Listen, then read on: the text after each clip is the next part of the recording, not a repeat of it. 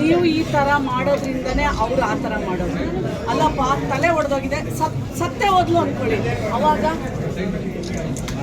ನೀವು ಅಟೆಂಡ್ ಮಾಡಿದ್ದೀರಾ, ನಾನು ಇಲ್ಲ ಅಂತ ಹೇಳಲ್ಲ, ಬಟ್ ನಿಮ್ಮ ಚಾರ್ಜ್ ಶೀಟಲ್ಲಿ ಕರೆಕ್ಟ್ ಸೆಕ್ಷನ್ಸ್ ಹಾಕಲ್ಲ.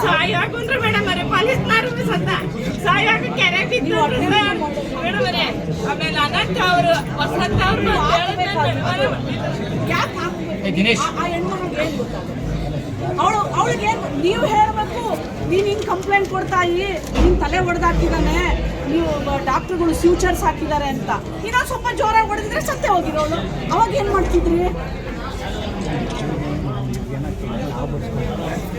ನೀವು? ಬರ್ಸ್ಕೋಬಾರ್ದು ನೋಡಿ.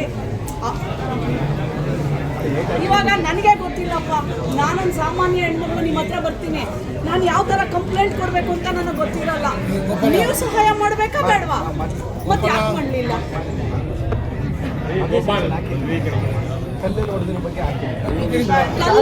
ಕಲ್ಲಲ್ಲಿ ಹೊಡೆದ್ರೆ ಅಟೆಂಪ್ಟ್ ಮಾಡ್ರ ಅಂತ,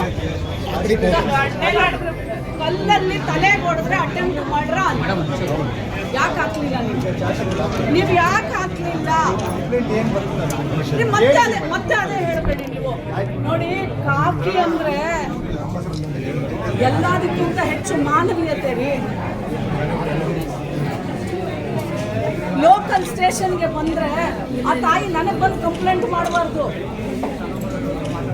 ನಮ್ಮ ಪೊಲೀಸ್ ಅವ್ರು ನನಗೆ ನೋಡ್ಕೊಂಡ್ರು ಮೇಡಮ್ ಅಂತ ಹೇಳ್ಬೇಕು. ಅವರು ಪೊಲೀಸ್ ಅವ್ರು ನನ್ನ ಜೊತೆ ನಿಂತ್ಕೊಳ್ಳಿಲ್ಲ ಮೇಡಮ್ ಅಂತ ರಕ್ತ ಸುರಿಸ್ಕೊಂಡು ತಲೆ ಹೊಡೆದಾಕೊಂಡು ಆಸ್ಪತ್ರೆಗೆ ಬಂದಿರೋ ಹೆಣ್ಣು ಮಗಳು ಪೊಲೀಸ್ ಅವ್ರು ನಮಗೆ ಸ್ಪಂದಿಸಲಿಲ್ಲ ಅಂತ ಯಾಕೆ ಹೇಳ್ತಾರೆ?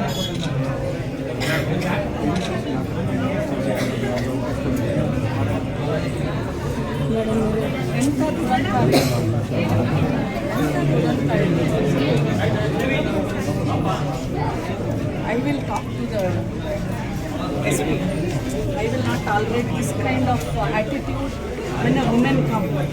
ಹೆಣ್ಣು ಮಗಳು ಬಂದಾಗ ನ್ಯಾಯ ಅನ್ಯಾಯದ ಪ್ರಶ್ನೆ ಬೇರೆ, ನೀವು ಅವ್ರಿಗೆ ಹೇಗೆ ಸ್ಪಂದಿಸ್ತೀರಾ ಅನ್ನೋದು ಮುಖ್ಯ ರೀ. ನೋಡಿ, ಅವ್ರು ಯಾರು ನೋಡಿ, ಆ ತಾಯಿ ನೋಡ್ರಿ, ನಿಮ್ಗೆ ಹೆಂಗೆ ಮನಸ್ಸು ಬರುತ್ತೆ?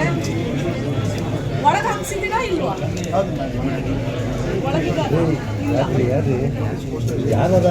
ಅಂದ್ರೆ ಯಾವ ಎಂಪ್ಲಾಯಿ ಆದ್ರೆ ನಮ್ಗೆ ಅಲ್ರಿ? ಯಾವ ಎಂಪ್ಲಾಯಿ ಸಾಯಿಸ್ಬಿಡೋದಾ? ಸಾಯಿಸ್ಬಿಡೋದಾ? ನೀವು ಆರಾಮಾಗಿ ಓಡಾಡ್ಕೊಂಡು ಇನ್ನೊಂದ್ಸಲ ಇನ್ನೊಂದು ಬಡಿತಾನೆ ರೀ.